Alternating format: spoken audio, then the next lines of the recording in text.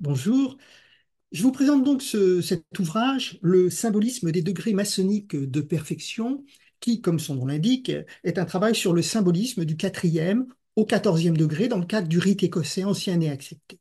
Alors vous allez me dire, il existe déjà un certain nombre d'ouvrages sur ce sujet, c'est vrai, mais celui-ci a deux particularités. La première, c'est que au lieu d'étudier les degrés les uns après les autres, le quatrième, le cinquième, le huitième, tel que c'est fait habituellement, j'ai choisi de faire une approche transversale. Autrement dit, pour chaque thématique, je fais un continuum, une traversée des degrés en continuum du quatrième au quatorzième degré. C'est ainsi que j'étudie la légende d'Hiram dans sa totalité, puis la décoration des temples dans sa totalité, et ainsi de suite pour les différents éléments symboliques. Alors l'intérêt de cette mise en perspective, ça va être d'une part de mieux montrer vers où nous mène le rite écossais ancien accepté, de mieux comprendre comment s'agencent les différents degrés et de donner peut-être un peu plus d'importance aux degrés intermédiaires que nous avons souvent tendance à négliger ou à oublier un peu. Et puis, de cette mise en perspective, peuvent émerger des sens nouveaux pour ceux qui sont dans la recherche.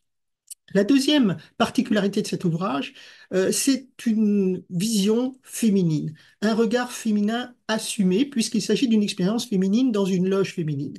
Alors bien sûr, il ne s'agit pas de refuser la lecture de cet ouvrage à nos frères, bien au contraire. Ceux qui travaillent au rite écossais ancien et accepté vont s'y reconnaître, mais peut-être percevront-ils cette sensibilité particulière.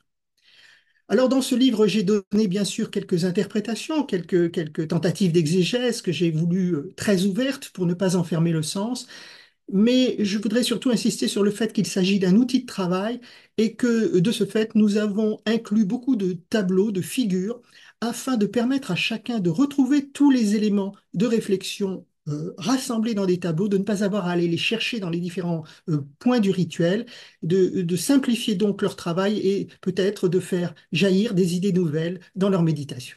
Voilà, bonne lecture à tous.